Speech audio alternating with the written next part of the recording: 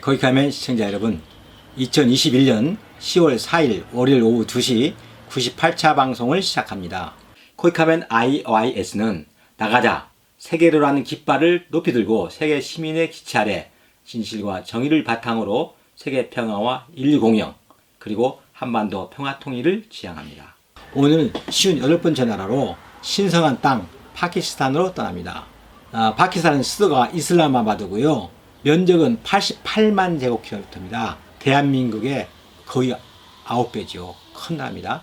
인구는 2억 2,500만 명, 국민소득은 2,000불, 독립은 1947년 영국으로부터 했죠. 언어는 우르두와 영어입니다.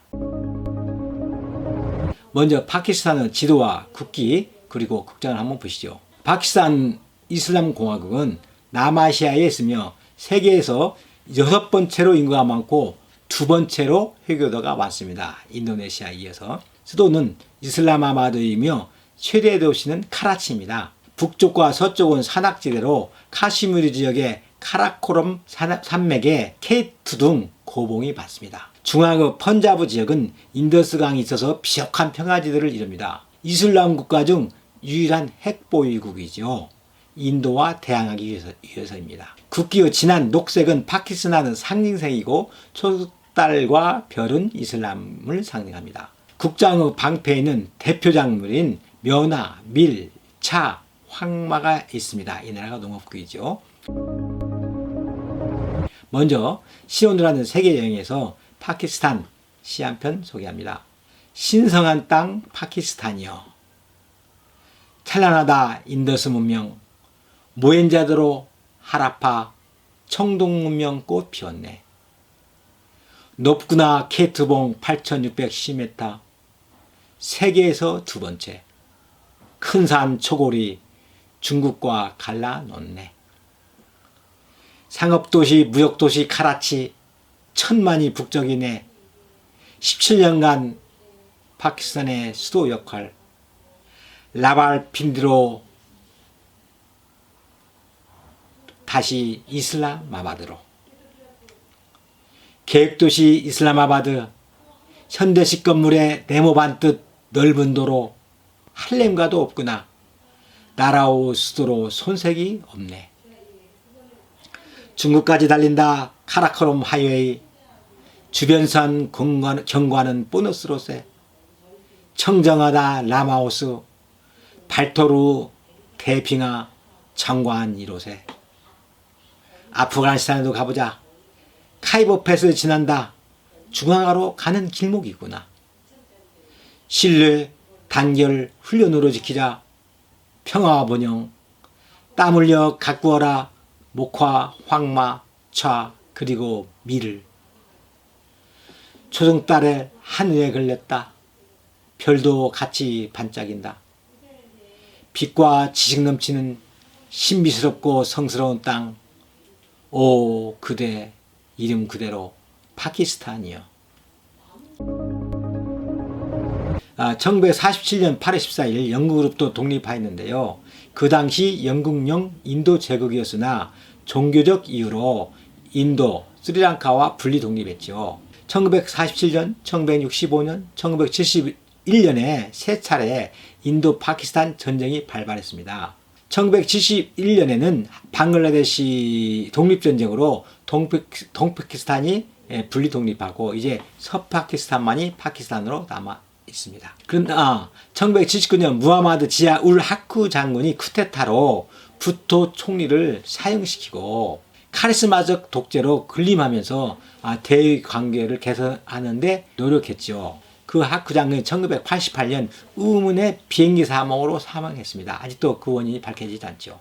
그를 이어 이슬람 세계 최초 여성 총리 베나지르 부토가 선출되었지요. 여성이죠. 두 번에 걸쳐 총리직을 수행했지만은 부패 혐의로 모두 다 중간에 실각했습니다. 파키스탄은 2018년 9월 대통령에 선출된 아프간 총리는 현재 인도와의 긴장을 완화시키는 노력을 열심히 하고 있습니다.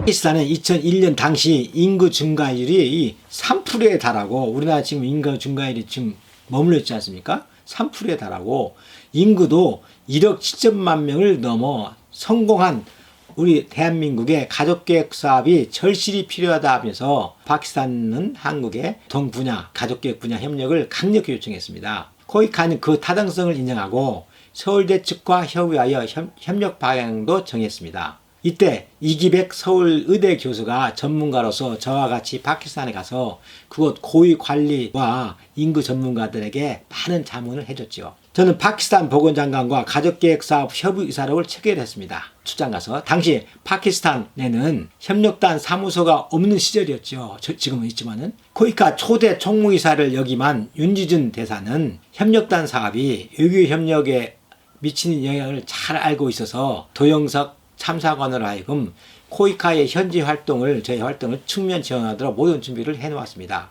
당시 파키스탄 윤지준 대사는 협력단 창립 당시에 외교부 국제경제국장이었는데요. 국회와 경제교육원, 재무부, 과학기술부, 농림부, 총무처 등과 긴밀히 협의하여 협력단법을 제정하고 예산을 확보하는 등 실무 작업을 총지휘했죠. 당시 그 외교부에는 김대식 서기관과 정명은 사무관이 나의 협력단 동기인 김상태, 안동원 전부 다 우리 협력단 부총재를 역임했습니다. 이 친구들이. 그리고 후배 이재훈과 함께 밤을 새워가며 협력단 창립 실무를 수행했죠. 김대식 서기관은 사실상 모든 실무를 다 이끌었는데요. 그 김 서기관은 저의 고등학교, 대학교 후배로 저와 많은 부분을 사전에 협의했습니다. 그때 협력단 창단 실무반장으로 외교부의 자유인 박영복 서기관이 있었는데요. 저 대학 동기인데 그의 일화는 별도로 책을 여러 권으로 내도 모자랄 그런 사람입니다. 제가 대학 때부터 지켜본 박영복 서기관은 그 어느 감각은 타의 추종을 불허하는 천재였습니다. 근데 행동은 자유분방한 기인이었죠. 어찌 보면 일제강점기에 여러분들 기억하시죠? 천재 시인 이상 시인을 저를 연상시켰습니다. 자칭 62개국 언어에 능통합니다. 그의 천재성, 자유성은 보수적인 외교부와 맞지 않았죠.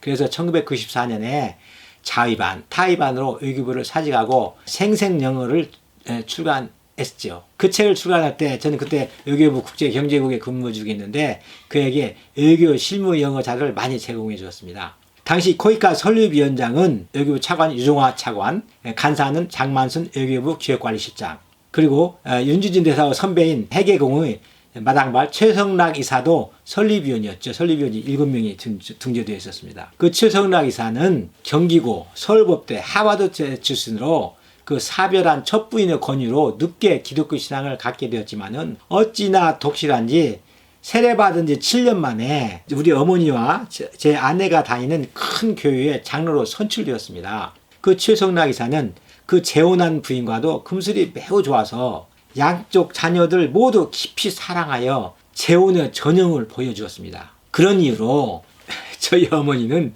최성락 이사를 마치 예수님 못지않게 존경했고 사랑했습니다. 제가 봉사단 팀장으로 근무할 때인 1998년에 서울대에 재학 중인 최 이사의 아들 최영준 군이 병역 대체 분야인 봉사단에 지원했습니다. 그러나 그해 지원자 학력이 대부분이 대졸 아니면 대학원 졸업이 많아서 그는 서류정에서 탈락했습니다. 그래도 그 최성락 이사는 저에게 아들의 합격을 부탁하지도 않았고 제가 탈락시킨데도 저를 변함없이 신뢰해 주었습니다.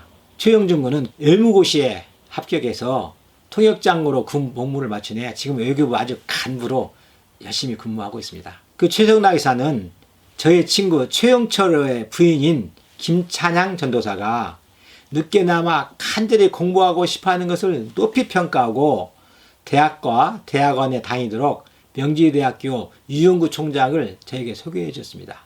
최 이사를 존경하던 명지대 유영구 총장은 김찬양 전도사를 무기한 전액 자격증으로 즉석에서 선정해 줬고 김찬양 전도사는 명지대학교에서 학사, 석사, 박사 과정을 모두 마치고 아동교육 분야 우수한 논문으로 2014년 2월에 박사모를 썼습니다. 김찬양 전도사는 책도 여러 권 냈는데요. 10권 넘어냈습니다.